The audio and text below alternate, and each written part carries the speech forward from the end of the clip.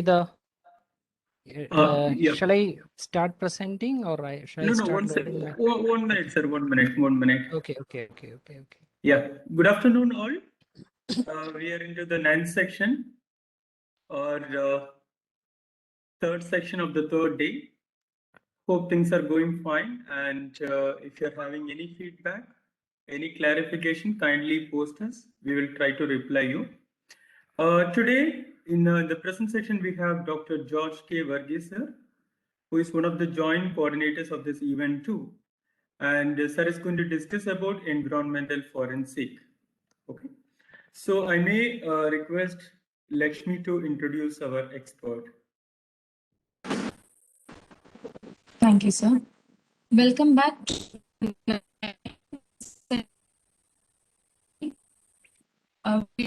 Dr. George is Assistant Professor, Department Civil NIT Calicut.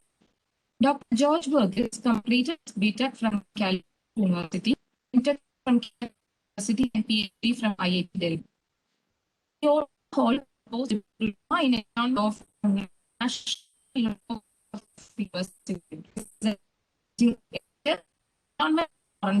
Topic of journal international group, all member of national investigations from terminals. There are different SCI index journals like International Journal of Environmental Science and Knowledge, Environmental Engineering and Management, Health, Chemotherapy, Applied Quality, Atmosphere and Health, etc.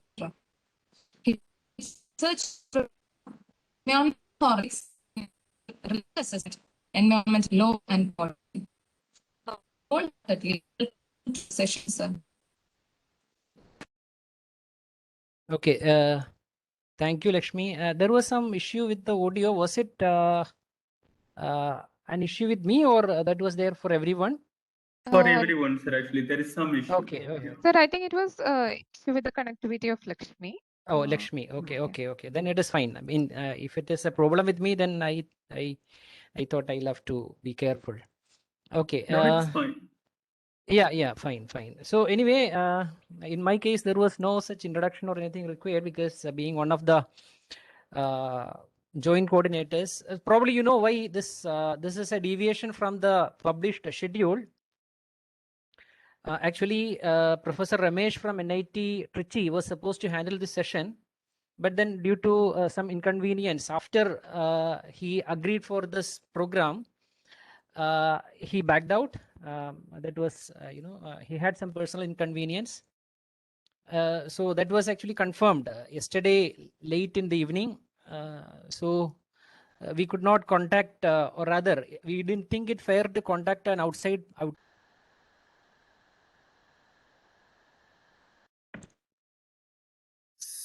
So there is a voice lag. George, sir, you are not audible now.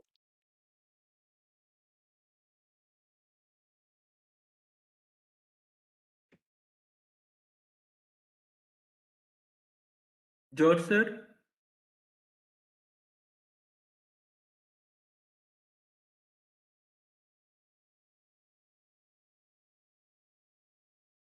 PhD in this area.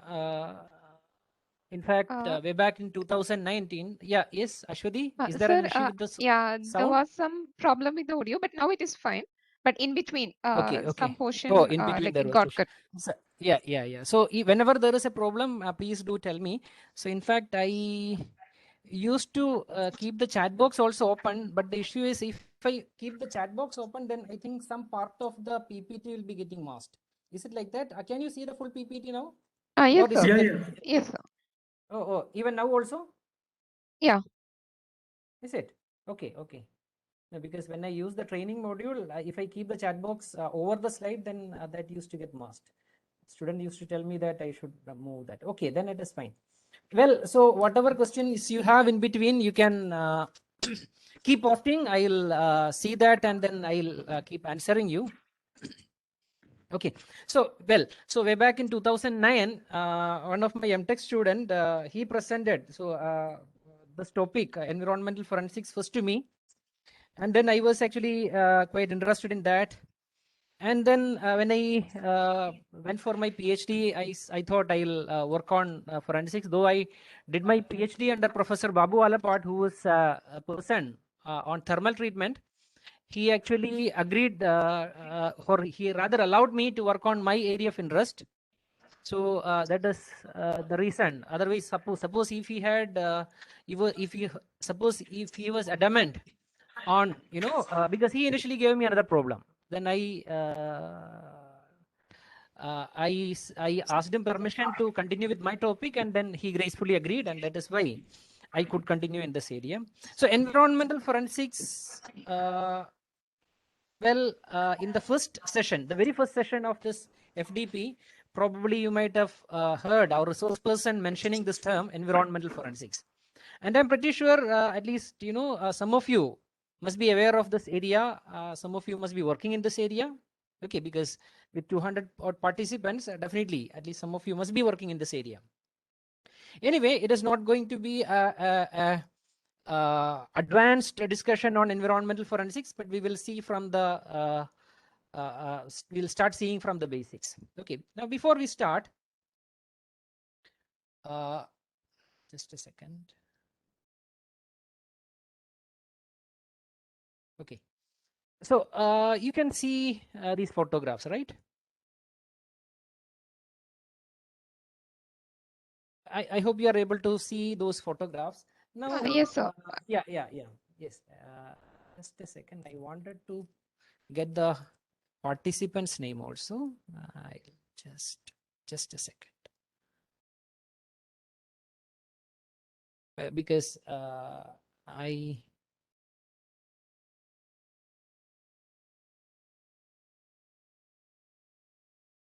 okay, anyway, leave it. I'm some difficulty.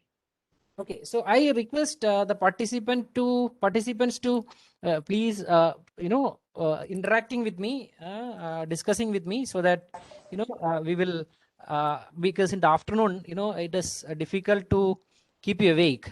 So please do interact with me.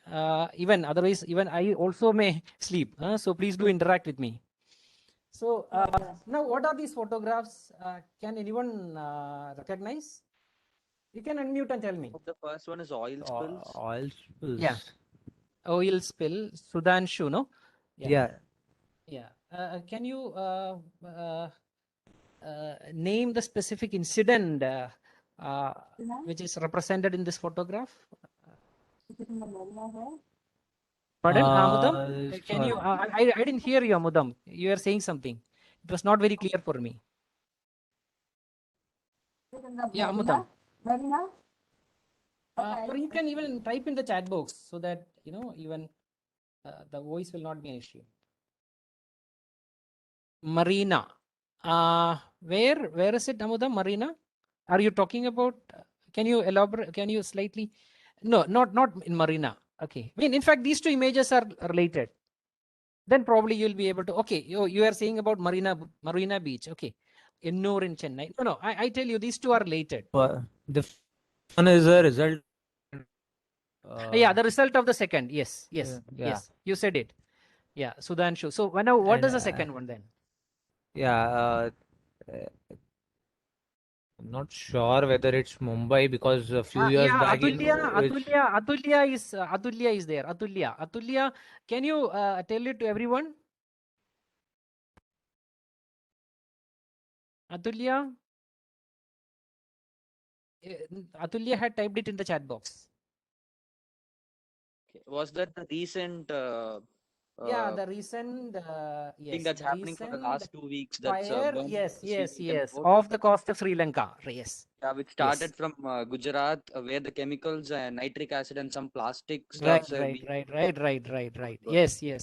So the ship that that was denied entry to Indian port, and then it was denied entry to another, probably Oman port or somewhere, and then finally it went to Sri Lanka. They allowed entry, and then there was a huge fire, and then that has resulted in the worst pollution episode ever to happen in Sri Lanka, in the Sri Lankan coastal waters. Okay, so this is actually a photograph from those episodes. As you can see, it is, from, I've taken it from Router, BBC, etc. So now there were, as you know, some of you were rightly saying it had this nitric acid in that, it had plastic pellets in that, it had many other chemicals in that. It was actually owned by a Singapore firm. And the plastic pellets, etc., that was got spilled into the sea. Then many other things got spilled into the sea, and then these are actually the what is seen in the first photograph is the aftermath of that, the cost that is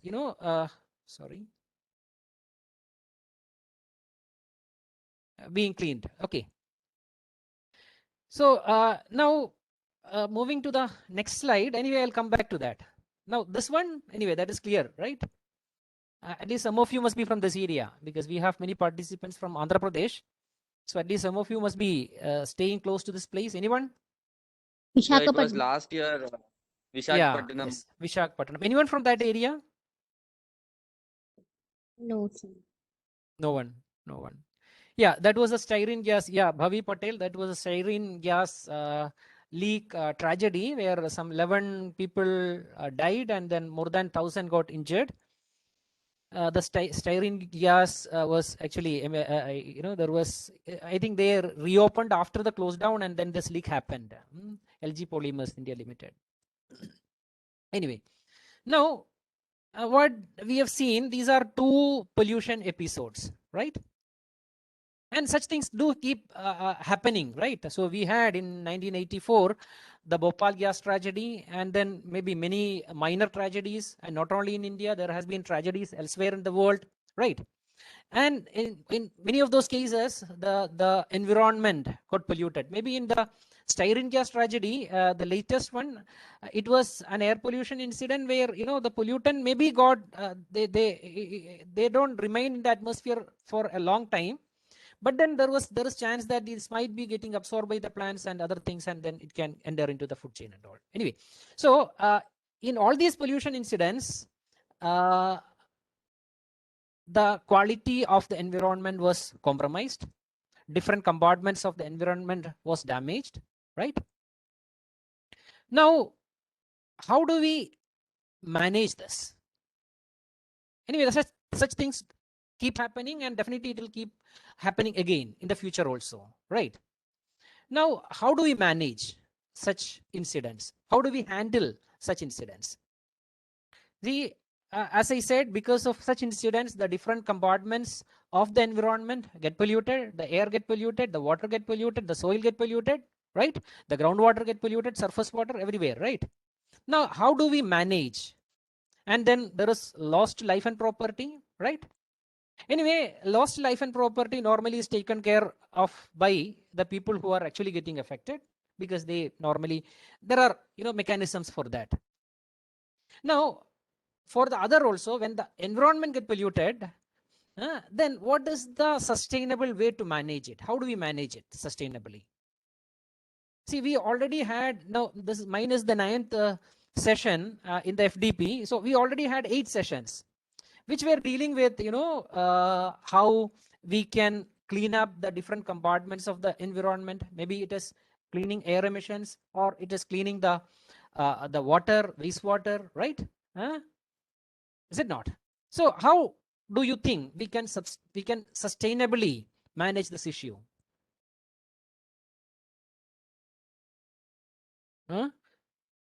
So when the water gets polluted, how do we sustainably manage? See, obviously, yes, Sudhanshu. Firstly, for such incidents, as far as air is concerned, specifically dealing with air, yes, we need to have proper system to first tackle the possible disaster issues that can take place. Yeah. That is because health is the first thing that will come into picture. Obviously, and Health prevention is safety. better than cure. Yeah, so there is no other way of sustainable.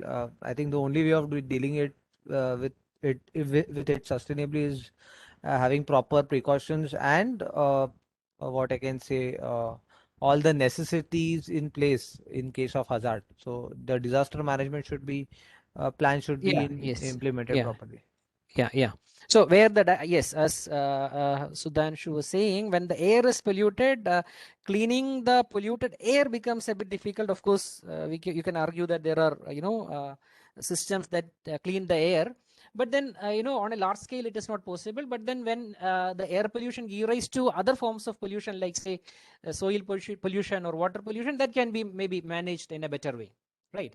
And many of the techniques that we learned, maybe it could be the incineration that we heard in the one of the initial lectures, or it could be plasma pyrolysis. It could be there can be many techniques which can be used to clean up at least some of these emissions, not all, at least some of these emissions, right? And then we know that it involves cost, right? So whenever you apply technology for cleaning up the environment, for remediating the environment, we need to spend money for that, right? Now, who will spend that money? Whom do you expect to spend that money? For example, in the Sri Lankan incident, the Sri Lankan government was estimating the cleanup cost as around 17 million US dollars. So just imagine. So they are saying that for the cleaning up operation, they require around 17 million US dollars, and they were actually, what should they do? Should they send it from their income? The government should they send it from their coffer? Obviously no, is it not? Is it not? It's not wise. It's not wise to yes, Amudam, your voice is very feeble. So I see that you are responding, but then I'm not able to hear you properly.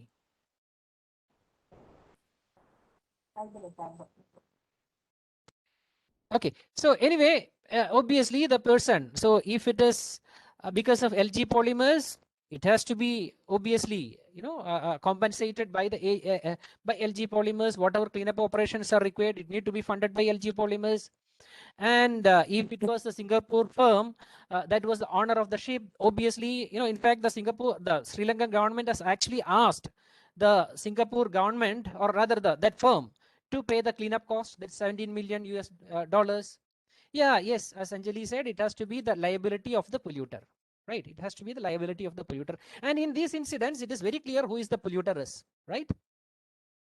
So in the other case, the owner of the ship, here the owner of the industry. So there is not much of a confusion. There can be confusion even in such cases where the sources are very clear. Now, the next slide that I'll show you, that is another issue. So this is actually taken from the CPCB website. A few reports, I have just taken some portions of that. So you know that the Central Pollution Control Board has identified around 280, 280, around 280 contaminated sites in India, of which 168 are probably contaminated and the other one is confirmed. 112 is confirmed. And as more tests happen, from this 168, sites will move into this 112. And overall, altogether, there are around 280 sites identified as contaminated. Okay. And their aim, why they have identified the contaminated site, it is not an exercise in vain. Their aim is not to identify the contaminated sites. Rather, their aim is to have cleanup operations at these contaminated sites. So these are critically contaminated sites and they want to clean up these sites. Okay. And these sites, they have been releasing pollutants from different industries. See, if it was easy for you to identify the polluter in the earlier two cases, in these 280 sites, they are going to have a hard time identifying who is the polluter. Actually, they have identified some funds, and it is understood that they are actually taking contribution from the polluters also. But then it is going to be a challenge as to identify who all were responsible for the pollution, because many of the sites are obviously industrial sites where a number of industries work, and they have been working from, they have been there for a long period, and some might have already closed down. In some cases, they might have there might have been a change in ownership, right? So all these things make the problem very complex, right? So we know the site is polluted, but we don't know what is the responsibility of each of the polluters. So probably we may say that, there is an industrial area with some 10 industries. So we can say that maybe, okay, all 10 are responsible, but then to what extent? Because some may not be emitting any water pollutants at all. It could be only air pollution that is caused by that industry. And you're talking about decontaminating a site, a land. So maybe those air polluting industry may not be responsible for this. So you need to essentially find out who contributed to pollution and what is their share in pollution. And that is essential in sustainably managing the issue of pollution. Do you agree with me or not? So identifying the polluter is the first step in sustainably managing a pollution episode. Suppose if I make a statement like that, anybody who will disagree with me? Otherwise, the issue is, see, ultimately the cost will be borne by the government. And if it is government, it means it is going to be the public who is going to, the taxpayer who is going to take the cost, right? They'll bear the cost. So now, as Anjali said, the polluter has to be liable, which means those who contributed the pollution, those who contributed the pollutants should be made to pay for it, because they already have taken some profit out of that operation. So they didn't have a proper disposal system, or rather a proper treatment system in place, because of which the pollution happened. And in doing that, they have they saved some money, is it not? So they had some profit because of this pollution, and the pollution is being suffered by the entire population. The cost of pollution, the actual cost of pollution, is being borne by the entire population. But the profit from that pollution was taken by the industry, right? So it is only fair to say that the polluter should pay for the cleanup operations. And obviously, in some cases, a part of the cost is actually transferred to the consumer, because by selling the product at a lower cost, a part of it is transferred to the consumer or the general public. So in that aspect, we can say that, some amount can be taken from the public exchequer also. But they have taken, the owners of the industry has taken most of the profit, and it is only just that they are made to pay for it, right? So now, then it is obvious that the polluter should be made accountable. The polluter should be made accountable, because what he is doing is actually a crime. Because we know a crime is an act harmful not only to some individuals. So if it is harmful to some individual, then you don't call it as a crime. Rather, it is, there is another term that is used. You call it as, a tort, or maybe something. Anyway, I'm not going to the legal terminologies. So it is not a crime if it is between individuals. So that is where you have civil law, etc. But when the harm is committed, where the entire community is getting affected, then it is a crime. So if you understand crime that way, then all polluters are criminals, is it not? Because the impact of their action is borne by the entire population, the entire society, not just one person or 2%, by a whole section of the society who are staying near that area. They are going to, the whole people who are staying near that area are getting impacted by the act. So that way, pollution is perhaps one of the best examples of crime. Okay. So now, in fact, it is identified as a crime, and there are, any such incident can be thought of as environmental crime. So environmental crime, it is actually a serious crime, and it is often perpetrated by organized crime groups. Now, in fact, Interpol has identified environmental crime as a growing international crime area. Okay. Now, in fact, it comes as the 4th largest crime area. So first is drug trafficking, then it is counterfeiting, counterfeit currency, etc. Then human trafficking, and then comes environmental crime. So it is the 4th largest crime area internationally, and the cost involved in that, the money involved in that is anything between 90 and 258 billion US dollars annually. Such a huge amount. So around 90 to 260 billion US dollars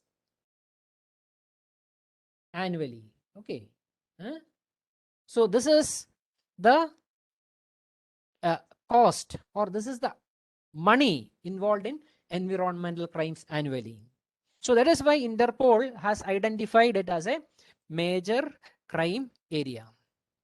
So all these are environmental: improper disposal of sewage through runoff to water body, spill of chemical waste to surface water, or whatever you can think of. Okay, so all these are can be treated as environmental crimes. Soil contaminated with agricultural pesticide, open burning of waste, so all these things. Now that understanding has led to a few developments. Okay, so now what you see in the figure, this is actually a manual prepared by Interpol in 2014. Okay, so as you can read, the title of it, it is Pollution Crime Forensic Investigation Manual. So as you can understand from the figure, it is published in 2 volumes, volume 1 and 2. So this is the cover of the first volume, Pollution Crime Forensic Investigation Manual. Okay, so it is on pollution crime, and it is on the forensic investigation of the pollution crime. So it's a manual that gives you, that tells you how you should be collecting samples in an environmental crime, what should be the procedure to be adopted after collecting the samples, how it need to be transported to the lab, how the analysis are to be conducted, how the reports are to be provided. So all those things are there in the manual, which are published in 2 volumes. Okay. So now why these changes? Because now world over, now we are increasingly becoming concerned about the quality of environment. So if you look back, if you go back, people were not much concerned about pollution. One reason could be that the pollution was not severe at that time. If you go back maybe a few decades back, then it was perhaps not that severe. But then maybe with the agricultural revolution, green revolution, with the industrial revolution, with urbanization, things started changing. So earlier, we know about the assimilative capacity of the different compartments of the environment. And when that capacity is exceeded, then there is problem, right? So of late, that assimilative capacity has started exceeding, and then there is problem. People are getting affected because of that. And now we are aware. We know if we are not careful, things are going to be difficult. Everybody will be getting affected. In fact, that gave rise to the sustainable development, right? That concern. Now, if you consider, see, in the Western world, this environmentalism, maybe it started in 1960s or so. I mean, that is what people believe, or what people say. One, probably about the publication, the Silent Spring, right? Who authored this? Silent Spring? Yeah, someone was trying to answer. Anjali knows it, right? Who was that, Anjali? Can you type it? Yeah, Rachel Carson. Yes. So Rachel Carson. So that was about, the pesticide use, right? The pesticide use, Rachel Carson. Yes, Rachel Carson. So that was on pesticide use. So indiscriminate use of pesticides in farmlands that has resulted in, you know, the avian species, etc., getting affected because of that. So anyway, that has led to her authoring this book, and that is considered to be, that is considered to be a pioneering work, or a work that has actually gave rise to what is called this environmentalism in the West. Okay, but we anyway, I'll not spend much time here, so we will move on. So so there are now multitudes of legislations passed in different parts of the world to control pollution. So maybe the Clean Air Act of UK, that was the one of the first act to be first legislation to be enacted. You know about the London smog incident, so which was very notorious. Many people died. So that immediately resulted in one immediate impact of that was the Clean Air Act. Perhaps it is considered the first explicit legislation for protecting the environment. Okay. Anyway, so now one fundamental principle, underlying principle in most of these legislations is polluter pays. Okay, polluter pay. As you were mentioning, polluter has to pay for the damage done to the environment. And now our Honorable Supreme Court has defined this principle. It says the absolute liability for harm to the environment extends not only to compensate the victims of pollution, so that anyway has to be there. There has to be compensation to the victims of pollution, but also the cost of restoring environmental degradation. Okay, so it is not just compensating the victims, but it includes restoring the environment to the previous condition. So remediation of the degraded environment is part of the process of sustainable development, and as such, polluter is liable to pay the cost to the individual sufferers as well as the cost of reversing the damaged ecology. Okay, so this is how now we understand in India the principle of polluter pay. Okay, well, that was very clear in its definition, but then there are certain issues. Very often it is difficult to answer this question. So who is the polluter? What is the extent of responsibility? What is the damage he has caused? How much is a reasonable compensation? Now, if you take those 280 sites, all these questions are relevant, right? So an effort to answer all these questions and many more has actually resulted in this area of environmental forensics, which is of relatively recent origin. Okay. So if you go back, if you look into the origin of the word, so it comes from the Latin word forensis, which means a forum or a place of assembly, but as such it is understood to be the use of science and technology to investigate and establish facts in criminal or civil courts of law. So that is now what we understand from forensics. So use of science and technology is unbiased and sound. Then see, a witness may be mistaken, or he may have credibility issues. So there he may give false witness, or he may have some stake in the outcome of the case. So he may give wrong statements. Okay, he may have fading memories. He may even die off. But a forensics that tells the same story, no matter how many times it is tested or how many years of birth. That is the advantage of scientific evidence. Okay. So now crime scenes and laboratories are most often associated with forensics, but then there are other emerging areas also, like cyber forensics. You know, these days it is very common, cyber forensics, structural forensics, where you talk of the failure of the civil engineering structures, then forensic accounting to understand some what do you say issues in accounting, some forging of documents and things like that. Then forensic psychiatry. Then one such area is environmental forensics.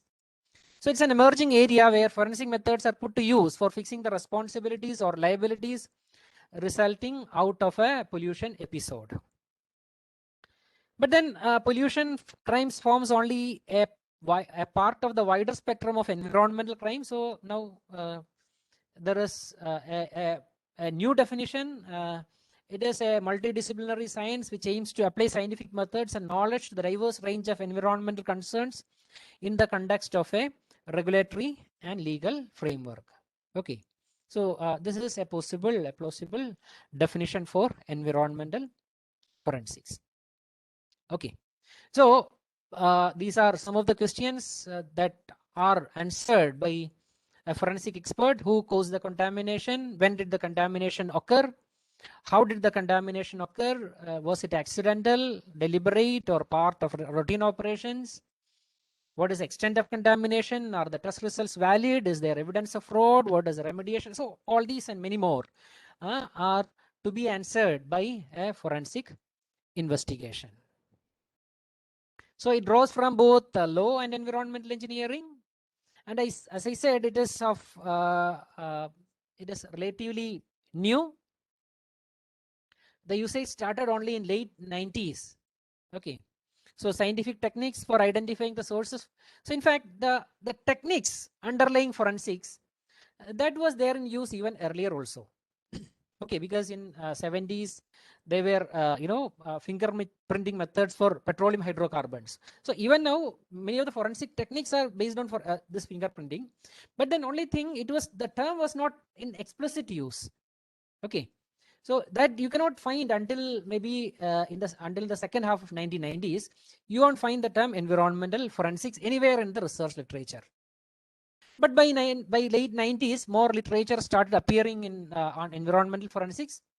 And now there are 2 international associations providing platform for sharing information on the field. Yes. Abbas, I am coming to that. So names of journals. So International Society of Environmental Forensics, then International Network of Environmental Forensics. So and as he was asking, there is one journal exclusively for publishing works on environmental forensics. The journal name is also Environmental Forensics. It is published by Taylor and Francis, and it is indexed in SCI, but only thing, the impact factor will be low because, as you probably understand, the people working in this area is numbers are very less. So the impact factor depends on the number of times the papers are cited. So when you have only one journal in that area, then obviously getting citation for a paper is difficult. So that way the impact factors are less, but then all the same it is peer reviewed and SCI indexed journal. So if you are looking for publication in that area, this is perhaps the first choice. Okay. Then yes, there is one more journal where I am also associated, that is Detritus. It is actually the advantage of this journal is that it is diamond open access. Means these days you find a number of open access journals, but then the problem is you need to pay heavily for that, right? So for some of this is actually Scopus indexed. It is yet to be SCI indexed, but it is Scopus indexed, and we are waiting to get the impact factor also. Soon we will get that. Now the advantage, as I said, it is diamond open access in the sense we don't charge from the readers, and we don't charge from the publishers also. So there is no article publication charge for the journal, and at the same time it is free for downloading. Okay, so then you can, but only thing, this will not take forensic papers from all areas, only related to waste management. Air is not included in this, because actually this is the journal of IWWG, so that is International Waste Working Group, which mainly is focused on solid waste. Okay, so any forensic any manuscript on forensics that is touching on that area, solid waste or land contamination, etc., you are welcome to send your manuscript. So it is free for publication, and more importantly, it is free for accessing. Okay. Now, this area of study actually started developing in the US, just like many of the other areas. Like whether you take impact assessment or take environmental risk assessment. So all those things, you can trace back its origin to US. And in fact, you can trace back the origin of that to the same incident actually. Okay. Or to the same regulation. And even environmental forensics also, the origin of that can be traced back to the same, set of developments, same set of happenings and same set of developments. Okay. So one major reason attributed for the development of environmental forensics is, the Comprehensive Environmental Response Compensation Liability Act, or the Superfund legislation. Okay. The Superfund legislation. Now, what is that, or what triggered the Superfund legislation? So it's a civil statute based on polluter pay. So that much you can understand. You keep in mind. It's a civil statute. Well, difference between criminal statutes and civil statutes we may discuss at a later point. But then, for the time being, just understand or keep in mind that it is a civil statute based on polluter pay principle. And anybody who has heard of this Love Canal incident in the US? Love Canal? Anybody? Love Canal, the story of Love Canal? Yeah, yes. I think Anjali, can you explain it to the participants, Anjali? Yes, Your sir. mic Actually, has, yeah, yes, sir. I hope yes. it is Thank you. audible, sir. I might be having some Yeah, yes, it background is noises. audible. Yeah. So Yeah. this was So happening in a meanwhile, place near to. I'll take rest while Anjali explains. Not a Okay. problem, sir. So this happened somewhere near to Niagara. So this area was actually being used for dumping military waste and other hazardous chemical for a long period of time. And then the land became abandoned, and then further it was being allocated for recreational as well as school and life. I mean, I think in the sense community survival. But later on, people started developing occupational illness. So there were a lot of radioactive, situations being reported. And that is when the land was completely sealed and then further investigated for the reason. So this is what I understand. Yeah, Sir, yeah, was I yes, correct, sir? yes. Yeah, yes, exactly.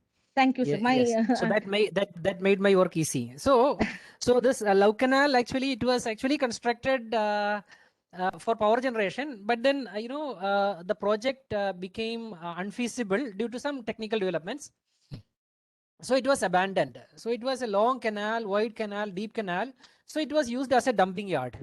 And even US Army also used it. They dumped many chemicals. Then Hooker Chemicals, they dumped many chemicals. So it changed hands many times. And later it was taken by, as Anjali was saying, it was taken over by the local government. And their a housing scheme for the low income group was made there, and plus some schools, etc. So even the children in the school, they started developing problems, cancers were reported, like that. So there was huge agitation, number of demonstrations, and finally it was in fact that triggered the enactment of this rule, comprehensive superfund legislation, popularly known as superfund legislation. So essentially what it does is, the legislation, what it does is, it will create a superfund at the federal level, federal government level. At the, US follows a federal system. So at the federal government level, there is a fund created. It is called the superfund. Okay. Now, money from the superfund will be used up for cleaning up the contaminated sites. Okay. But the superfund will be recuperated by taking money from the polluters. So it will be refilled by taking money from the polluters. Okay. So there will be some federal contribution, but then whoever was responsible for the pollution, they will be asked to contribute to the superfund. Okay. So what does that mean? It translates to huge expenses on the part of industries. See, they completed production. They were using this, many of these. See, many areas were identified as Superfund sites or brownfield. There is some other name. Superfund sites, I'll use the term Superfund sites. Okay. So many areas were identified as Superfund sites. And the people who were, the industries who were responsible for pollution in that site were asked to contribute to the Superfund. Okay. And the demand was huge, in the sense the amount demanded was huge. So everybody, because if they give that amount, then definitely they are going to incur big loss. Okay. So everybody wanted to prove that it was not them, but the other party who was responsible for the pollution. So everybody wanted to prove that, because responsibility means money, right? So everybody wanted to escape from the responsibility. So they started hiring scientists, experts, engineers to prove that they are not responsible for the contamination. In fact, that actually resulted in the development of what is called environmental forensics. Okay. So then later, as we now know, I mean, it is an area which is fast developing. There are people working in different parts of the world. So as I said in the first presentation also, we heard our resource person mentioning that. So even in India also, there are many people working in that area, but our group is one of the first to start working in that area. No, but then why we lagged behind? If you take India, though there are some works happening in different some isolated areas, we are still lagging behind. Maybe the lack of suitable legislation, where sorry, Abhinaya. Yes, sir. Abhinaya, do you hear me? Yes, sir. Abhinaya, there is some issue at my end. My connectivity may go off. Let me, if it goes, please wait. I'll this some Yes, sir. power here, and my this backing from PS may not be that good. Just a second. Okay, sir. To another source.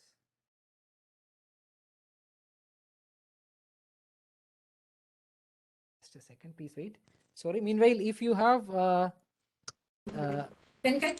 yeah, I think there is some discussion coming up. Can you, we will use that time for discussion, please. Let me, I'll just a second.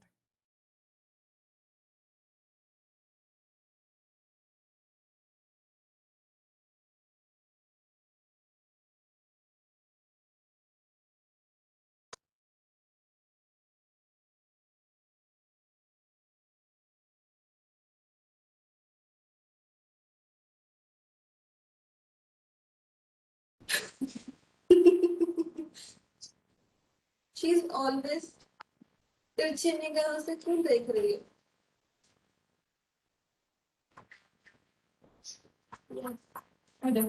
सारा दिन भर काम करता हूँ। Yes, I find that there is some discussion going on. Just a second, few more adjustments I have to make. Sorry for that.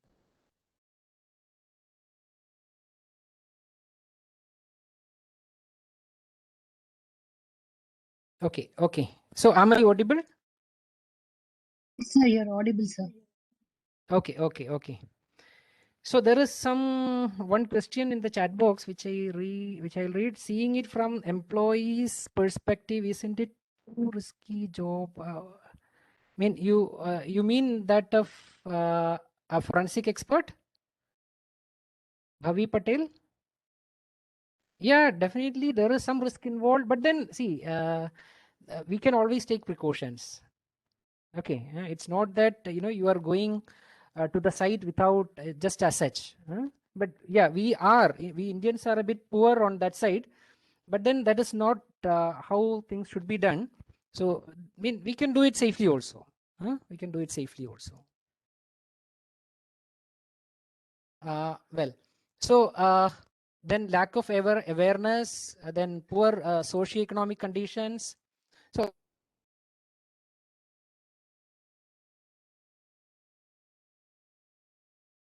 Sir, you are not audible, sir.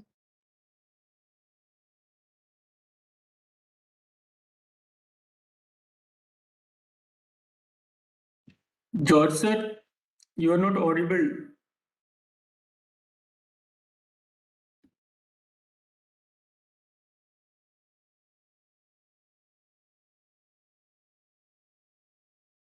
Okay, just wait. Let me. Hello, Abhinaya? Sir, now you are audible, sir. No. Audible, no? Okay, fine. Yes, sir. Yes, sir. Okay.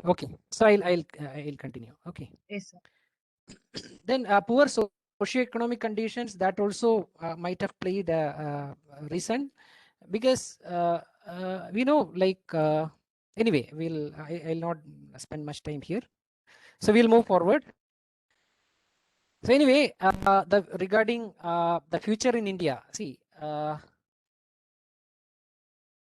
you probably know about the National Environment Policy, right? National Environment Policy, which was enacted or which was published in 2006.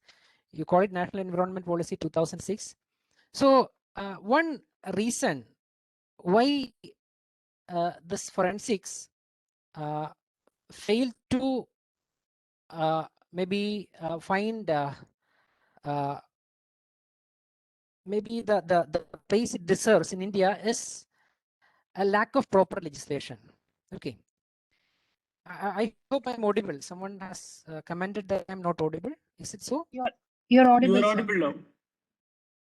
Okay. Maybe that was a comment received early. Okay. So, see, we in India, we had a system of addressing the pollution with criminal redress mechanism alone. Though we discussed or we said that pollution is a crime, there is a disadvantage of handling it as a crime, because we know the moment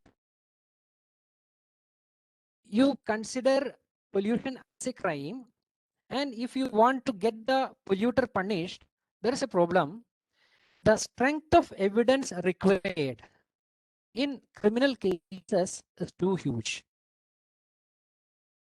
because there is a maxim in criminal law that even if 1,000 guilty walk free, one innocent should not be punished.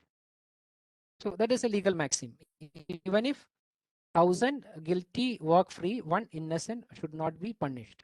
Now, if I convert that into a mathematical term, so maybe 99.9% strength of evidence, we call it as beyond reasonable doubt. Okay, so a case has to be proved beyond reasonable doubt to be punished if it is a criminal offense. Okay, now if it is a civil case, the advantage is what we require is only a preponderance of evidence. Okay, if you are able to prove with 51% strength, then that is sufficient. See, probably you know, like if you at least some of you are, I know you follow such legal things. See, if it is a criminal case, suppose you have a case and it is in a court, and then let us say it is a division bench that is hearing that for some reason. Let us say it is a division bench that is hearing it, and there are, let us say, 2 members or 3 members. Now, if it is let us say let it be 3 judge bench, and if it is a criminal case, then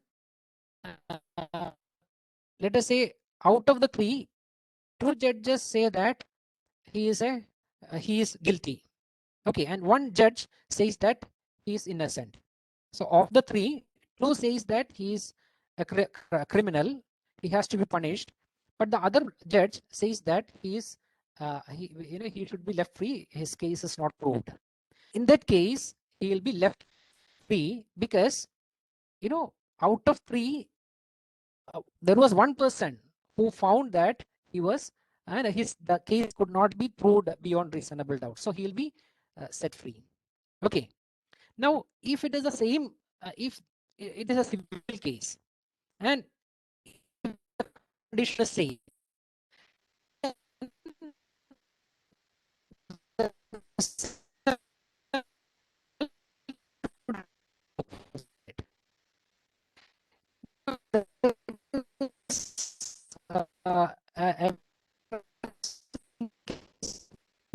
some George, sir, your voice is breaking in between.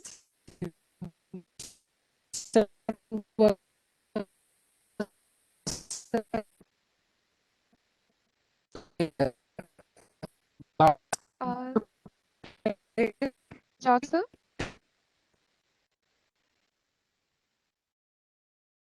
Sir, your voice is breaking. Any more objects? Sir,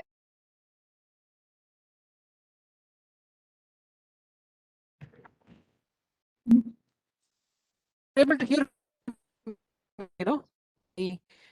no, sir, it's not very clear. It is breaking in between. Hear you.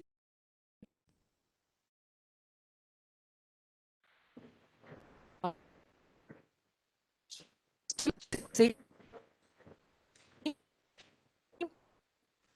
Ashwati,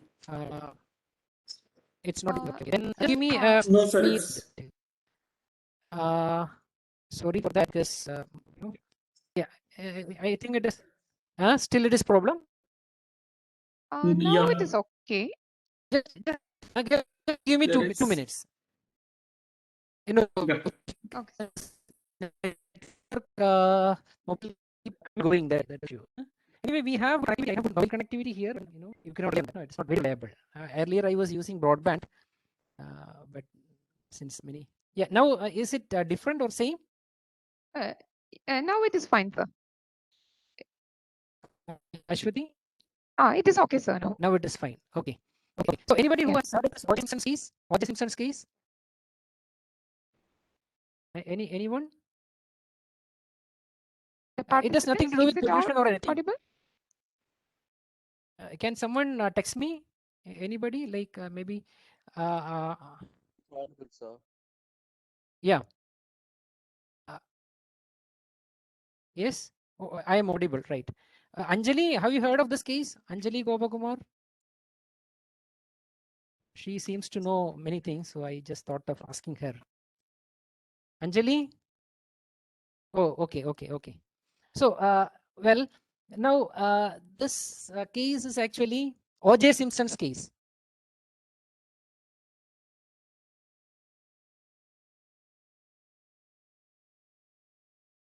I'm not very sure of the spelling, but O.J. Simpson. That is a person. Like, just to differentiate between the criminal law and civil law, impact of the differentiate between the two, how things are, the difference in approach. So this there was a case. I'll quickly tell. Then this was the case. So he was actually arrested. Yeah, basketball player. Yeah, he killed his wife actually, right? Amutam killed whom? Killed his wife, right? Anyway, that was the case. The case was that he killed his wife, and his father-in-law, that means wife's father, he filed a case for compensation, and then there was the criminal case for murder. So two cases were in the court. Now, very interestingly, he was acquitted in the criminal case. Yeah, yeah, Vinisha, correct. Vinita, sorry. So he was acquitted in the criminal case, which means, yeah, yes, Amutam. But then he was found liable in the civil case, and he was asked to compensate his father-in-law, okay, or wife's father. See, so in the criminal case, he was set free. That means if we talk in our language, he was not responsible for, or he did not kill his wife. But then in the civil case, he killed his wife, and he was made to compensate. Okay, so that is because of the difference in approach. Because in the criminal case, it has to be beyond all reasonable doubt. Now, when we apply this approach to pollution cases, the problem is proving beyond reasonable doubt is a bit difficult, because with a good advocate, the polluter can easily evade the law. See, that is not the problem with the law. That is a requirement. Because, see, if you are convicted in a criminal case, probably you understand that you lose many of your rights. If you are a government employee, you will be removed from that position. So, see, it is a big thing. To call a person, it's not a small thing. It is a big thing to call a person a criminal. So that is why the state is calling the person a criminal. So that is why the state is being very careful before branding him as a criminal, right? So now, if you apply this approach to pollution cases, the problem is often the polluter will walk free. Okay. So the National Environment Policy 2006, they have clearly said this. So the mechanism that we followed in India, which was predominantly based on criminal sanctions, that has not been effective. What is required is a judicious mix of both civil and criminal sanctions, right? So that is what the National Environment Policy said, and that is why now we have a tribunal. Tribunals, they are civil courts. So we have National Green Tribunal to handle pollution cases. So there, what is required is only preponderance of evidence and all those stuff. Okay. Anyway, I'll move on. So with such enabling legislations and people becoming more aware of pollution, definitely there is going to be scope for the field of environmental forensics in India. And as engineers or as practitioners of science, what is expected from us? We should come up with scientific methods for responsibility allocation, for methods, and then methods for differential responsibility allocation, then standardization of many things. Okay. Now, moving to some of the tools that can be adopted for forensic investigation. The technical tools that can be adopted for forensic investigation. So when we talk of tools for forensic investigation, there are a few points that you should keep in mind. Okay. The tools can be either intrusive sampling or use of non-intrusive methods like contaminant transport models and things like that, or aerial image interpretation, things like that. But in any case, it is better we go for multiple methods. And that is true for any criminal case, is it not? Any case. You need to go for multiple methods. And that too independent methods. Otherwise, the issue is when one method is challenged, the entire method will be, if the methods are if each evidence depend on the other, then the problem is if one is challenged, the entire things will be getting challenged.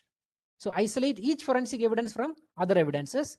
Then each evidence should be independent and as standalone as possible. Then that will prevent the domino effect of multiple lines of evidence being challenged successfully if one evidence is successfully challenged. So that should in any case be avoided. So evidences should be as independent as possible. Now we will see some of the tools, very quick discussion. Okay. Meanwhile, so far, based on the portions discussed so far, any points that you would like to make? It is not just questions, maybe your views, your inputs.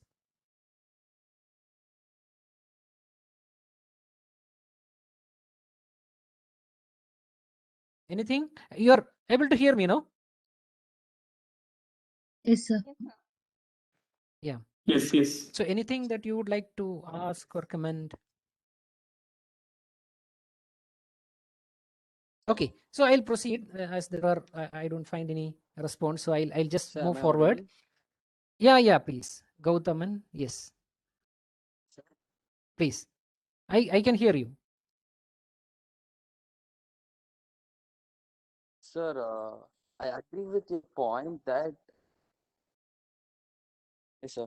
I agree with your point that environmental laws and legislations in India are not that strong.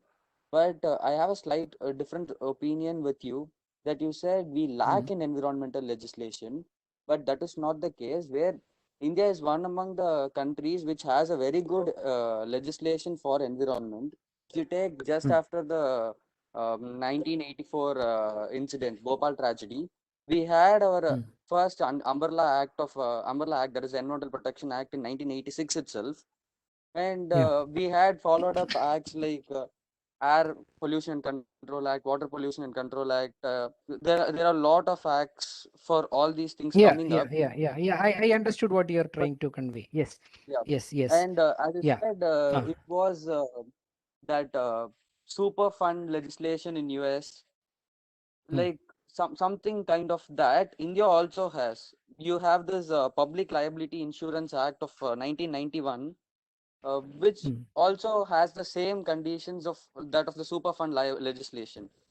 The only thing is we have all these legislations, but they are not strongly being implemented. That is the point I wanted to make. Okay. Yeah. So in fact, yes, Gautam, I do agree with the points that you made. But then until the enactment of the Green Tribunal Act, so there was a problem with our approach to environmental cases, because whatever statutes you said, whether it is Environment Protection Act or Water Act or Air Act, all those explicit legislations, and then hundreds of, I mean, not hundreds, many rules that were enacted based on that.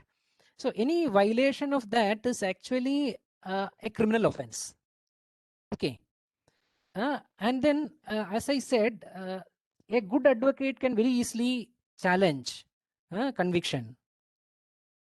See, I hope you understand what I mean. Now, what is, see, even the National Environment Policy was right in recognizing that. So it said that our redress mechanism, which was based on criminal law, that has proved to be a failure. You can probably go through the National Environment Policy, and it says explicitly that what is required is a mix of both civil and criminal sanctions. So that was the point I was trying to make. I hope you agree with me.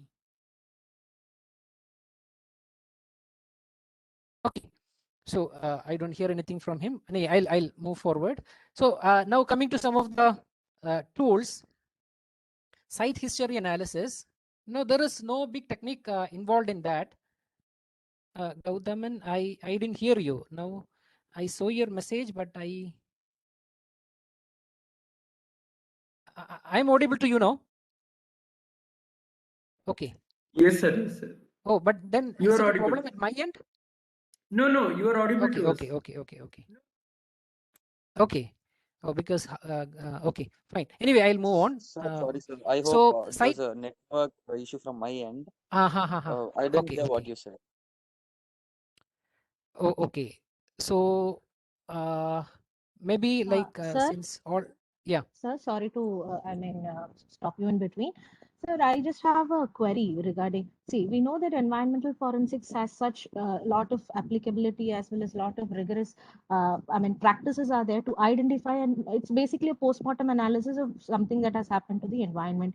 But in spite of that, how is it valid? Like we are talking about polluters pay, liability, everything, right, sir? But still, if we take our one of the greatest, pollution episode, which is the Bhopal gas tragedy, what is the end verdict for it? There was a punishment, an acquitment. A punishment was being given, but is that equivalent to the loss of the life? And still, people are getting affected of the same, right? So, is it equivalent?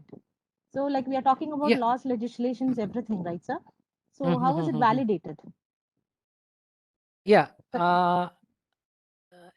Yes. If you there are many points in that. Oh, thank you. I mean, fortunately, my power supply has come. So, okay. Well, so on the questions that you asked, I hope I am audible to you. Yes, sir. Very much. Okay. Yes, we have the example of Bhopal gas tragedy before us. You know, there were many controversies surrounding that. You know, the compensation, what was decided, many people say, or mean, everyone knows that it was insufficient. Then the court case went on for.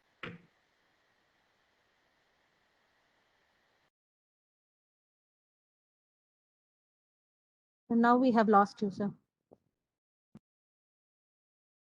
Cases in the US, etc., against that.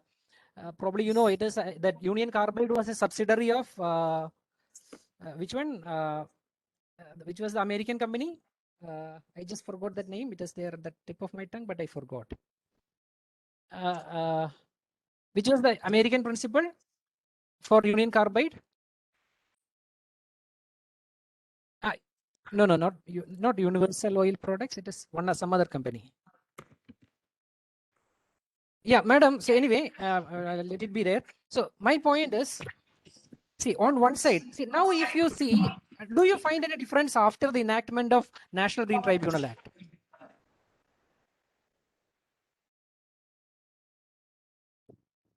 So with respect to the tragedy verdict, or are you asking in general? No. Tragedy verdict, that is a past case.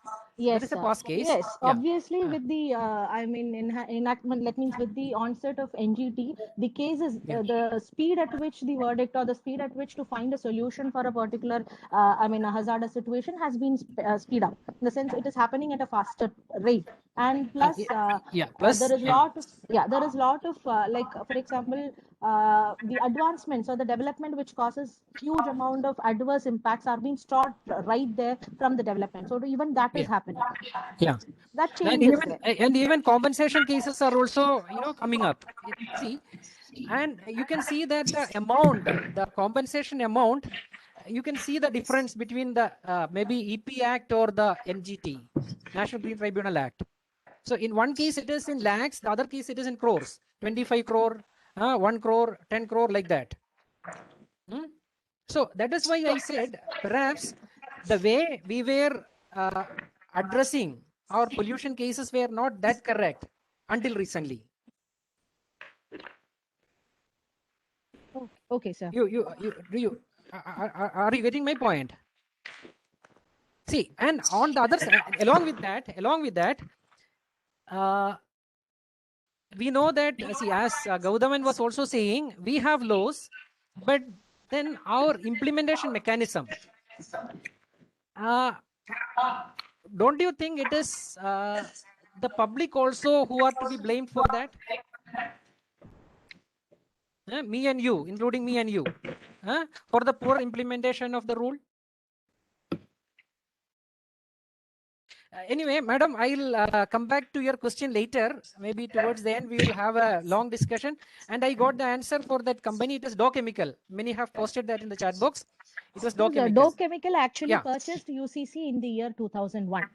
So once the event had occurred, just as a cover up, this company has purchased UCC. The Alliance company that you are talking about, even I feel it might be an oil-based company. I'm not sure about the name, sir. Okay. Yeah. Yes. So anyway, my understanding was that it was Dow Chemical. Anyway. Okay. So coming to the tools, madam, I will come back to your discussion because I have a lot of slides to cover. Not a problem, sir. This is just a deviation from your original topic.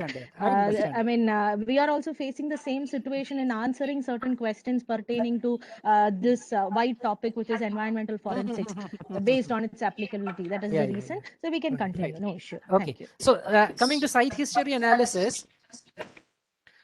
It is a very simple tool, no big techniques involved. So you have a site. There is a site which was under the custody of different people. So we know the polluted site. Then maybe from 1970, the operation started. 70 to 80, it was with A. Then from 80 to 90, it was with B, like that. Now, if you want to know who was responsible, whether it was, and then let us say some pollution happened, and we could trace the origin to this particular plot. Okay. Now, it could be A or it could be B who was responsible. But if our scientific investigation proves that the emission occurred maybe between, say, 72 to 78, then a site history analysis will tell you that it was A but not B.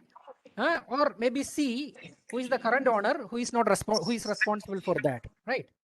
So a simple tracing of records will tell you regarding certain things that will help you in assigning responsibility. Okay, it could be the land records, maybe the tax receipts and things like that will tell you the ownership, and these two can be corroborated, and then you can fix the responsibility. Appears to be a very simple tool, but then very useful tool. Okay, then aerial photogrammetry and remote sensing. The advantage of this, specifically the remote sensing, is that we know there is a comeback period for the satellite. Okay, so satellite moves over the same place again and again at regular intervals. Now, suppose, let us say you find that there was a site from where a pollutant has emitted, and then let us say there were some wells here which got contaminated. Okay, some pollutant that was dumped here, it was covered up. Now there is growth here. Okay, now after maybe a few years, you find that the well water here is contaminated. Okay, then you do the analysis, you do some modeling, you do some, you use some techniques, and you find that it has come from maybe this particular site, means somewhere here. Okay, but when you go to that site, you don't find anything. There is natural growth of vegetation there. Okay, so now if you go back and see the remote sense data, then you may probably find that at one time in the past this area was covered. There was some work going on at this place. Some depressions were made, so that will corroborate. Okay, so that will corroborate the time period when it happened, and then maybe using other evidences it can be all connected together. Okay, so this is also a continuation of that. Another tool is inventory reconciliation. So this can be applied in the case of maybe an example is underground storage tanks. So you have a storage tank, underground storage tank. The problem is you will not know their leakage. Okay, so they may start leaking, and initially the leakage will be at a small rate, so you may notice it. But then when you reconcile the inventory, say suppose if it is a petrol tank or diesel tank, anyway we are going to see a case study on this. So when the leakage is at a small pace, then probably you may not notice it immediately. But then if you do the inventory reconciliation, and if there are losses which are not easily accounted for, then we can know that there has been leakage. Okay, and then later once you identify it that it was from this particular place, then you can take back, you can take the inventory, you can see how much was spilled and all those stuff. So that will tell you the magnitude of spill over a period of time, and that will be helping in deciding the responsibility. Then chemical fingerprinting methods are by far the most sophisticated methods. So an example, if I take polychlorinated biphenyls PCBs, this is a common pollutant, and it is actually a mix of 209 possible isomers. Okay, and normally it is said PCB from a particular source will have a unique mix of these different isomers. Okay, just to give a simple example, suppose you have two sources A and B. Okay, then polymer, then the possible isomer, I told you there are 209 possible isomers. Suppose isomer maybe 1, this will be maybe 70%. Isomer 2 is 30%. In the other case, it is isomer 1 maybe 40, the other one maybe 60, like that. So the PCB will bear the signature of its source. So that way you will be able to identify the possible source. So this is just an example. Or you can go for certain chemicals that can act as fingerprints, micropollutants which can act as fingerprints. Some pollutants are emitted from some specific sources, right? So those pollutant as such may not be a big issue, but then that will actually lead you to the possible source. So only thing you require sophisticated instruments for that. Okay, very sophisticated instruments for that. Then there can be statistical methods. Again, see, the issue is if you have very complex methods, it is difficult to convince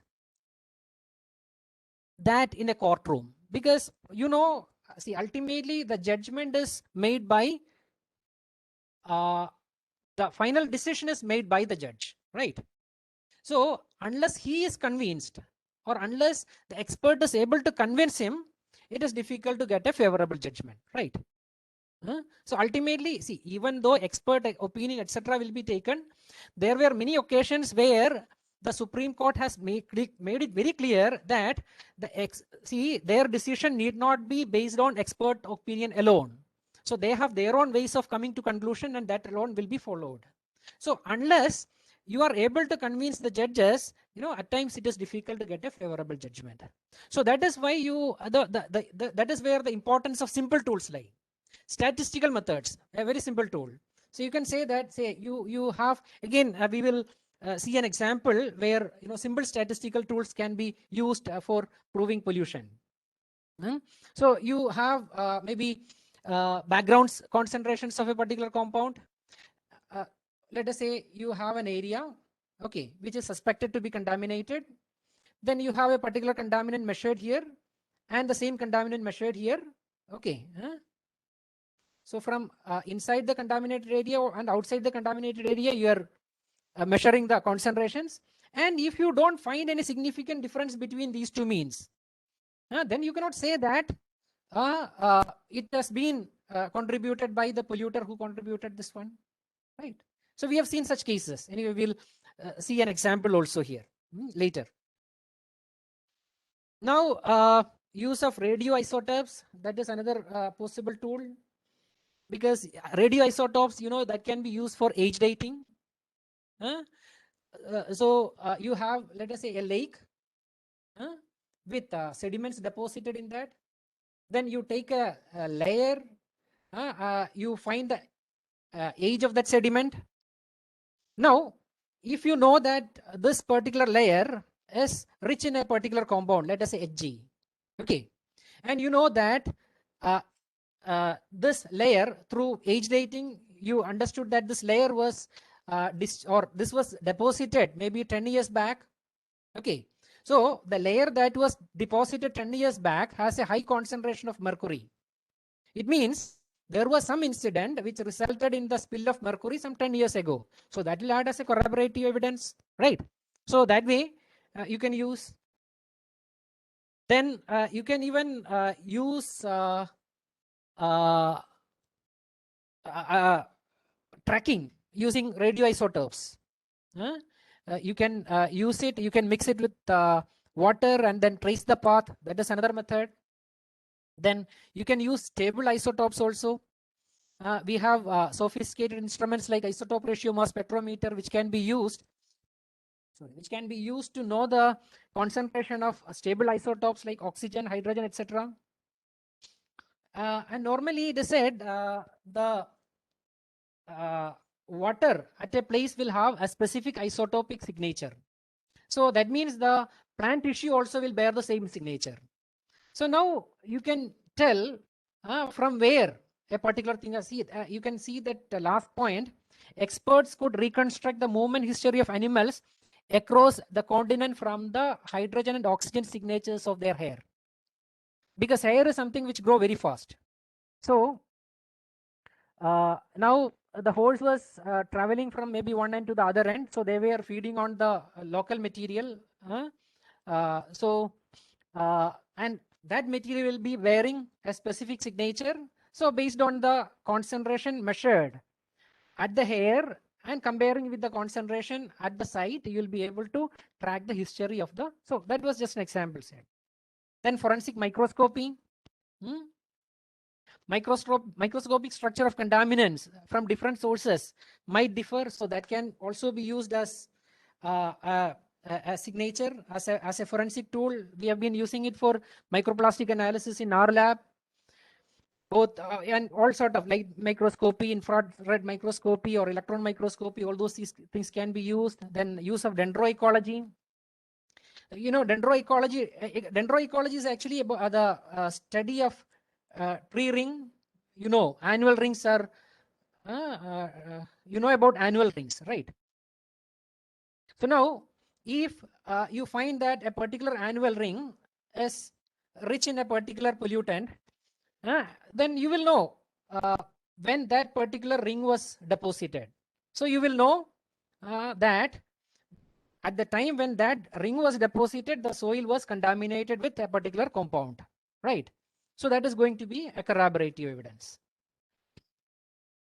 Then you can have mathematical models as evidences, receptor models, or you know, in air pollution, probably you know about these methods, CMB, chemical mass balance, or positive matrix factorization methods, which are used as receptor models. Then we can have contaminant transport models for groundwater. So you'll be able to trace the movement of pollutants, and that can be used as a forensic tool. Anyway, we'll see a case where this contaminant transport model was used as a forensic tool in one of our studies. So now we will move on to a few cases that we have investigated. Meanwhile, I find there are a few, or rather, I think there is one question. How we are responsible? I mean, I didn't get that. Can Sanjeev Kumar, can you elaborate on your question? Sanjeev, how we are responsible? That is what I read here. You hear me, no? So Yes, when yes. you think for this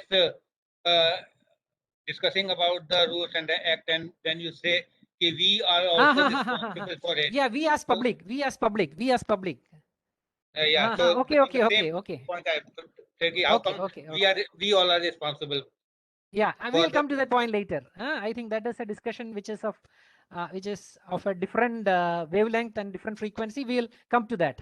Okay, definitely we'll spend time on that. Okay, something which I like to discuss. Okay, so now we will come to a few cases that we have investigated. Now this is a case. I'll explain the issue.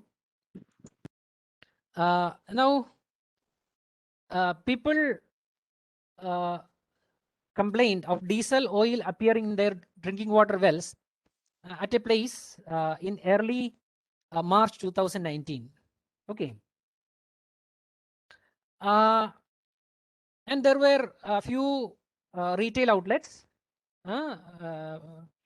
petrol bunks, as we call it. So there were, in fact, 2 retail outlets near those wells. So some 7 or 8 wells were contaminated. And so obviously they went to the retail outlet, they complained. So they did a leak test. So they have some standard methods to do the leak test. So they carried out the leak test, and there was no issue. There, all tanks, everything was intact. There was no problem. It was not. There was no compromise. On the safety. So they continued working. These outlets continued working, but then immediately the volume of fuel in their well started increasing. Okay, so the outlet continued with its sale, and they complained to the district magistrate, the district collector, and the collector asked the pollution control board to dewater the wells. And to their surprise, what they found was, some of the wells had very large volumes of diesel. They identified the fuel to be diesel. And in one well, there were 1,300 liters of diesel. In another, more than 1,000. Like that, many of the wells in that area had, large volumes of diesel in their well. And obviously, this will be the diesel will be floating at the top, so it is easy to pump it out. So obviously there is big issue. Now diesel storage tanks were exhumed and leak tests were conducted. So since the fuel found was diesel, the diesel tanks were taken out. See, there itself they conducted a leak test without taking it out. They conducted leak test. There was no issue. It was intact. Then they removed the soil. They exhumed the tank. There was no problem. They took it out. And then again, keeping it outside, they did the leak test. It was perfect, intact. Okay. And then obviously the next possibility is the pipelines.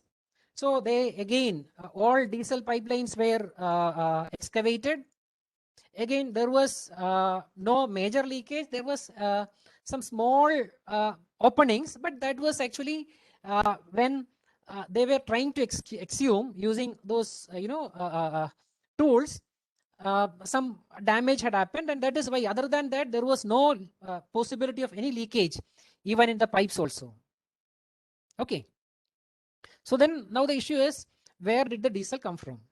Now, previous thing, then you can find that there are two outlets.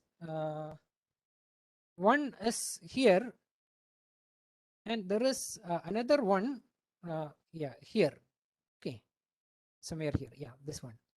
And these are the wells that got affected. Okay, these were the wells that got affected. Okay, not this one. Yeah, these were the wells that got affected. Okay. Now, so everything was intact. Their diesel tank had no leakage. Their pipeline had no leakage. So obviously, the question is, where did the diesel come from? Okay. So now our department was approached because they were not able to explain how this happened. So we visited the site. We went around the area. Okay, so the location details of the retail outlet, that was all collected. Then we walked around to see the possible sources. There were two possible sources, and they were on the either side of the road. And the one where the tank was exhumed, that was close to the wells that was contaminated. So obviously, they were actually thought to be the culprit. So we took the narrative history from the people nearby, well owners, then the retail outlet operator. We talked to them. Of course, he was not ready to show his inventory details. He said that it was with somewhere else and all those things. He was not ready to show the inventory to us. Of course, we were not there sent by any government agency. It was by another agency, a private agency. So we had actually limited access to power, in the sense we could get only what they gave. Okay, we had we on ourselves could not get any information. Whatever they were ready to give, we could collect. But we went to the residents, we talked to them, then we prepared a contour of the area. So this is the contour of the area, and then we even developed a terrain model. Okay, so this is how things are. Now S1 is the suspected source, S2 is the other possible source. Then the blue dots that you find here, these are the contaminated wells. Okay, those were the contaminated wells.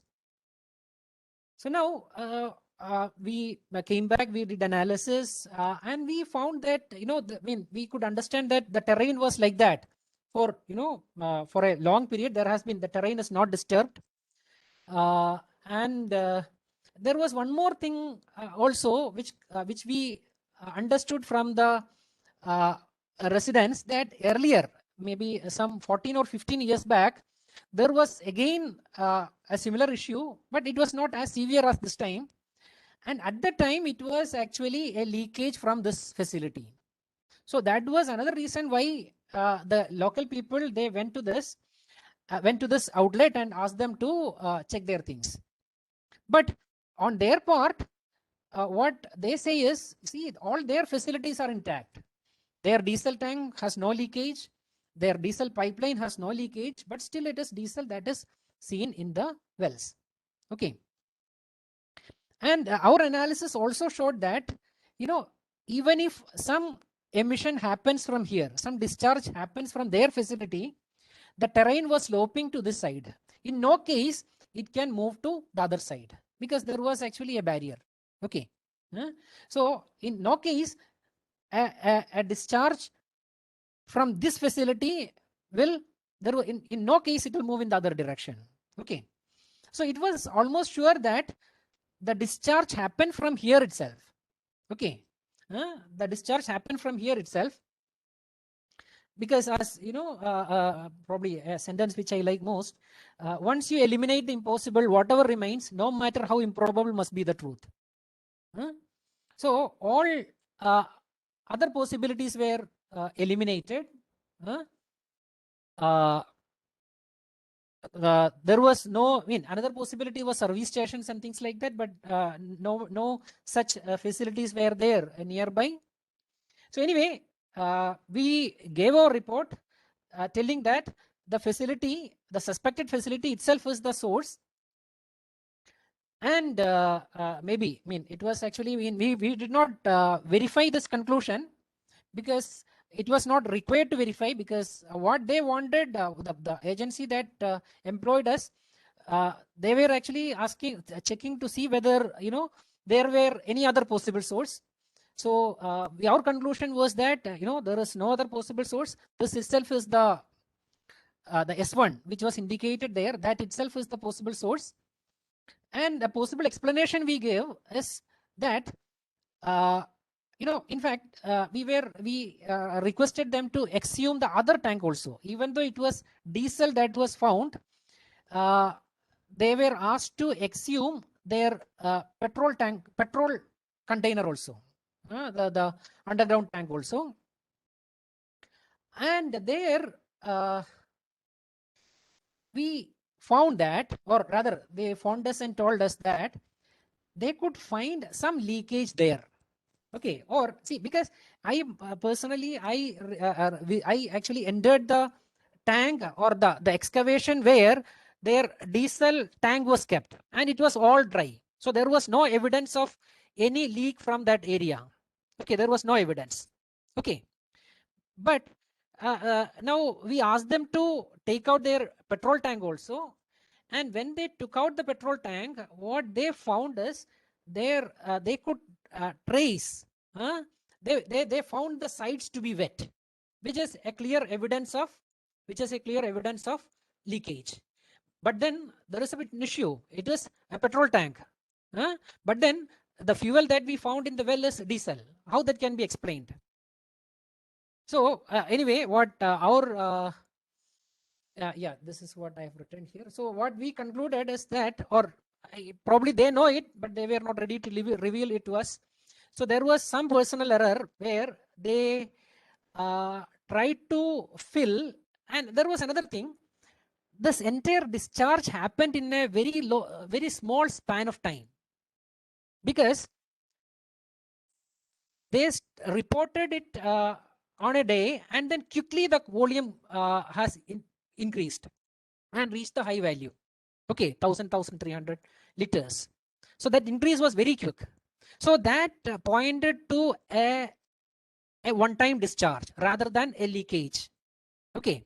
So what we postulated is, what we suggested is, or rather what we theorized is that, there was some error. So they tried to fill diesel in a tank which was already full of petrol. Okay. And then the entire thing got leaked out, and they were not ready to reveal it because it was an error. It was a personal error. In fact, there is some protocol which has to be followed where, when you load a underground tank, there has to be at least two persons. There has to be a responsible person, and two persons have to be at site when you load those underground tanks. But then it seen that, many a times only one person will be there, and it depends on in what state he is. So here in this particular instance, what we doubt, in fact, we have not confirmed it from them. We also don't know whether they will agree that. But then what we postulate is that they have tried to fill a petrol tank which was already full, and then the entire thing spilled out, and then that got into groundwater, and then that reached the well. So that was what we concluded. Then another case, I know it is 4:10. I'll make it fast, and we'll have leave some time for discussion, as I already promised. Now this is another case where groundwater transport model was used. So here, there was a facility. Okay, I'm not naming any of these facilities because I'm not supposed to. So there was another facility which was alleged to discharge heavy metals. Okay, to the groundwater. And one particular contaminant, CD, cadmium, was found in high concentration in that area. Okay, cadmium was found in high concentration in that area. And there was a facility which was thought to, discharge this heavy metal into the groundwater. Okay. So our approach was, we went to that area. We collected the information regarding water depth, etc., on the site and also from the groundwater department. Then we did a groundwater modeling for that area. Okay. Now those who are aware of this modeling, they know, you will be able to get the groundwater flow direction, etc. Of course, we validated it by taking heads from the wells, open wells. In Kerala, so at that area, there were many open wells, so it was easy for us to get the water depth. Okay, so calibrations were done. We did groundwater flow modeling. And those who have experience in that, they know there are certain programs like ModPath, which will also tell you the path in which the contaminants would flow if it is emitted from a place. Okay, so this is actually generated from ModPath. Okay, so if a contaminant is discharged into the groundwater at this place, then this would be the path it will be tracking. This will be the path it will be tracking. Okay, so now what we did is we decided a sampling strategy where we will collect samples within this area and from outside. Okay, now a simple statistical procedure. Okay, so if you find that the concentration within the path lane is higher than the concentration outside, then it obviously means that the discharge is happening from this facility, right? Right. So now, yeah, this is our sampling points. So we even had some points here, which was where there was no chance at all for because it was a slopey terrain.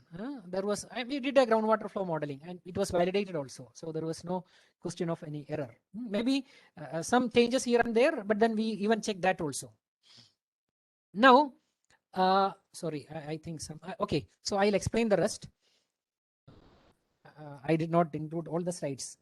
Now what happened is, what we found was the concentrations of cadmium measured here in some cases were even higher than what was observed here. And there was no specific pattern. We plotted everything in GIS and we found that there was no specific pattern. So we could find it at many wells here, and the concentration found was not significantly different from the concentration measured at other points. And in that area, even some of our earlier studies have also confirmed the presence of cadmium, high concentrations of cadmium. So what we feel is it is geogenic. Okay, it could be something which is a speciality of the mineral there, not from any industrial discharges.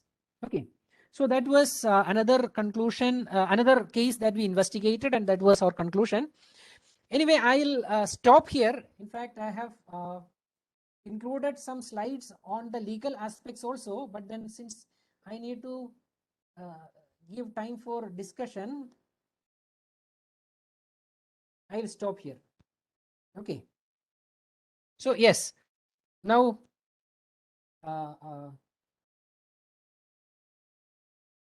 yeah. So I'll put it there.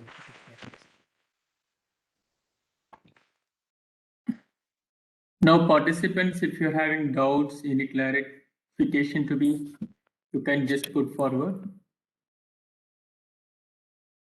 Maybe you can unmute and you can talk to the expert. Yeah, or you can even chat, no problem, either way. I've kept my chat box open, so you can, if you have some questions, you can, yeah, it's 4:15, so.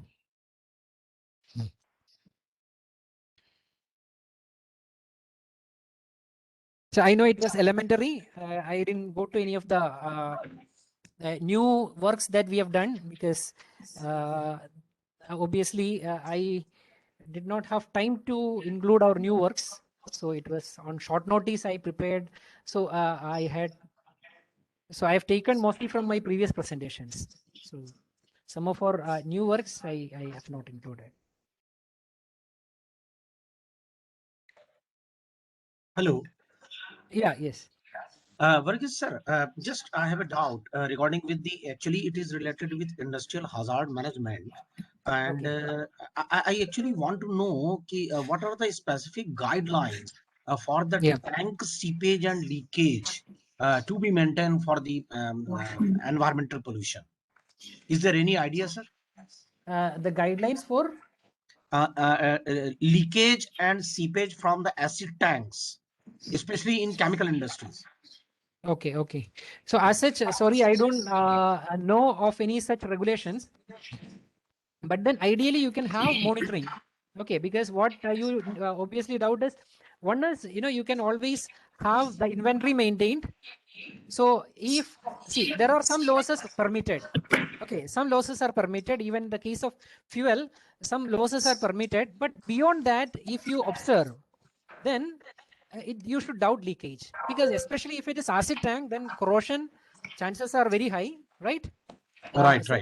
Yeah, so you need to continuously monitor the inventory, and also you should have a mechanism for monitoring the nearby groundwater. That's my interest. That was my actual interest. Yeah. To be affected to groundwater. Right. Yeah. Okay. Yeah. I got it. Then is bioremediation process effective in removing contamination from? Yeah, bioremediation, we probably know. I mean, it is a very broad area. It depends on the type of contaminant. And again, the bioremediation, when we say bioremediation, so there was a question from Vignesh. The question was, is bioremediation process effective in removing contamination from soil? Well, bioremediation is practiced. And again, there are different approaches. It could be like when we say removing contaminant, it could be extraction of the contaminant, it could be maybe destabilization of the contaminant, it could be maybe fixing the contaminant there. So many approaches are there, and even bioremediation is used for all these, because some are fixers, some are abstractors, some degrades, and obviously it depends on the pollutant also. In the case of heavy metals, obviously you cannot degrade anything. Then it is actually fixing or extraction. So definitely bioremediation can be adopted for bioremediation is a method for decontamination of soil. I hope I have answered, right, Vignesh? There is no such fear in Rajasthan because there is groundwater level in too low and no wells at all. Okay, Namita. Yeah, but even, I have read some cases. Bichri is a place in Rajasthan, right? Bichri.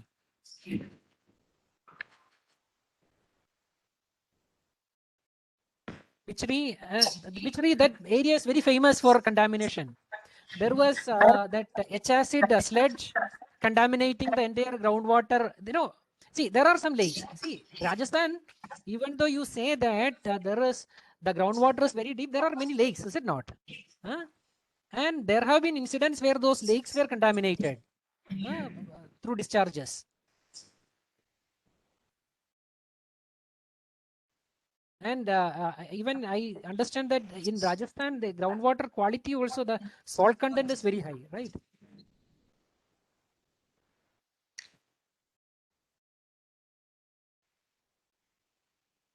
I hope she is here, Namita Sipani. Yes, sir, I'm here. Yeah. So I hope what I said is, have you heard of that place, Bichri? Bichri No, or I am Bichri? not. B-I-C-H. I don't know I'm how not it is aware about that. pronounced. I think it is somewhere near Jodhpur. Yeah, that was actually I don't know whether I should say famous or notorious, but then it is a place that we frequently study about. Is that plastic covers with low using content?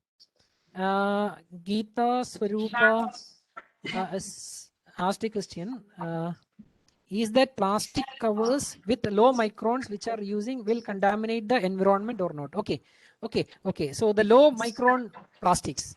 Yeah, we know less than 20 micron, no, it is not permitted, right? That is how it is. Now, what I understand is regarding those plastics, it's not that the 20 micron is a magic number and below that it is a big issue. The problem is, as far as I understand, management is difficult. So many of the drains are choked by those lightweight plastic carry bags. Then their reusability and recyclability is slightly less. So it is mainly because of those reasons that it is not recommended. Maybe others can add points to it. I'm pretty sure there are people who are maybe more knowledgeable in that. They can add. Does plastic bottle drinking water is harmful for health? Yeah, many people probably, yes, Jitesh Kumar, maybe you also might have read these things that there are chances that these things will leach out, especially when it is heated. Okay, so when you keep it outside in the sun, or when you pour hot water in the bottles, then see, plastic bottles or any plastic things that you find, it is not just the fiber, it contains many additives also, right? So these things may leach into the water, and the issue, one problem is the quantification side. The concentrations may not be that high for quantification. You may require very sophisticated instruments for quantification, so that could be a challenge. But that does not mean that there is no impact. Only thing, we are not in a position to quantify the impact. There is something called precautionary principle we often adopt in environmental parlance. See, you need to be careful then. Once you are not sure of the outcome, you need to be careful. So if you are not able to, if you suspect that there is something wrong can happen, you need to be careful. Okay. Yeah, Jitesh, did I answer you? Yes, sir. Thank you, sir. Then there is another. Is there any application of environmental forensics in area of? Yeah, definitely surface water. Definitely, we have done many studies. In surface water also, we have carried out many studies. Yes, there is. Anyway, I will not explain because it might take time. Yeah, as such, that was a good question. As such, there is no, the question is whether there is any certification to become a forensic expert. As such, there is no, and that is what we are asking for. Okay, as such, there is no such certification program, but we, or at least I dream of a time when we have such certification programs and we have many forensic experts out there protecting our environment.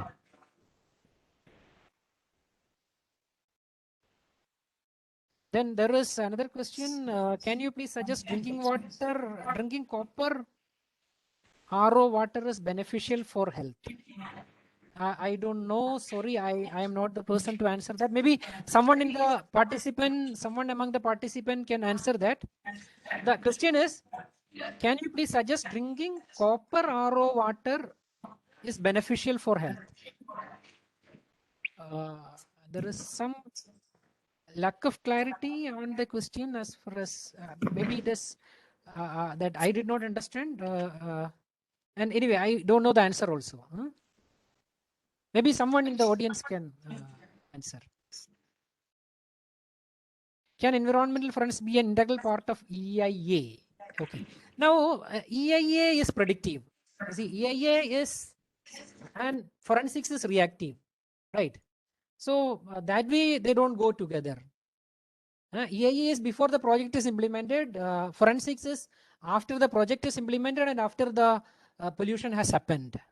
Yes, sir. But basically, during understanding the baseline studies, for example, development of a project is happening in a place where already some kind of contamination has been reported. Yeah, for that, yes. For that, yes. And You so want that to is know, why like already there is contamination, and then yes, you for want to development. know from where it is. Yeah, yes. For That. that, it becomes an integral part, no, sir. And what That about way it can be, yes. environmental But monitoring then, systems? it is basically monitoring only. In fact, forensic is the fundamental of forensic is monitoring.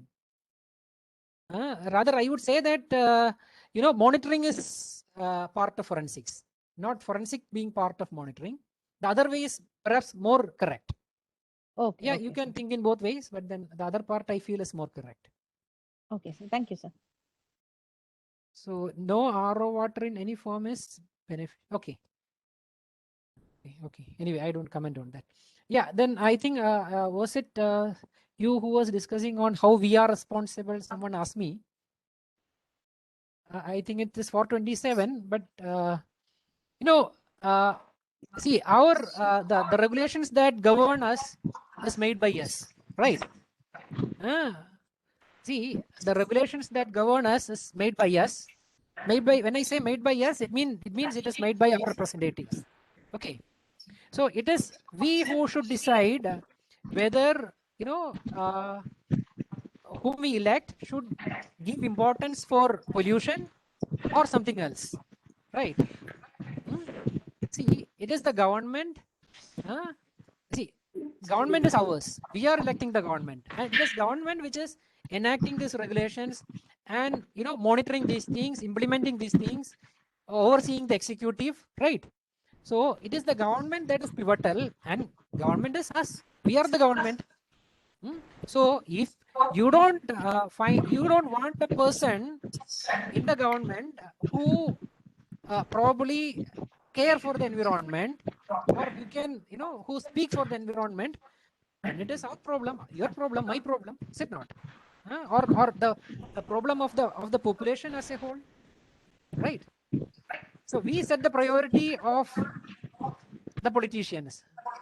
We set the priority. So that is what I meant. I hope at least there are a few who will agree with me. So we do agree with you. Yeah. But I also have a different perspective on what you said. Yeah. On a political note, what you said was fine. But apart from a political note, why we are responsible is on an individual perspective, we see our constitution not only gives us fundamental rights, but also fundamental duties. Where fundamental precisely. duty Perfect. also states us to Yes. protect the environment, its forest, and all the water bodies and everything. We never took part in that way. Either that, we also go for any other rules, laws, or regulations that was given by the government.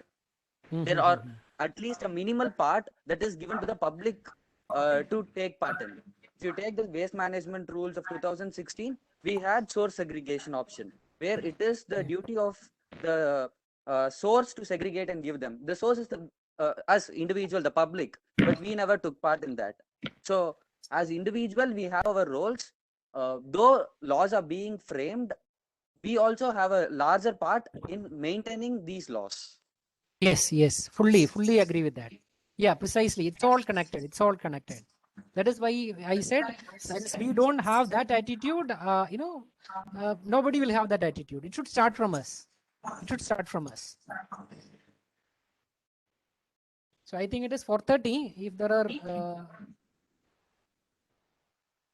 Sir, yeah, with your permission, can I add a point to what Dr. yeah, Geeta yes, asked yes. before? So Yeah, her question was, is that plastic covers with low microns which we are using will contaminate the environment or not? Actually, the microns is the thickness or the strength of the plastic bags. So as you lower the microns, the thickness or the strength of the plastic bags will reduce. So that will actually give more chances bags to break and and it will be broken into smaller particles. So indirectly it is causing more microplastics into the environment. That is the major issue that we face if we are using low microns plastic covers. yeah. Yes. So Ashwini made a very valid point. So any other points or any other things?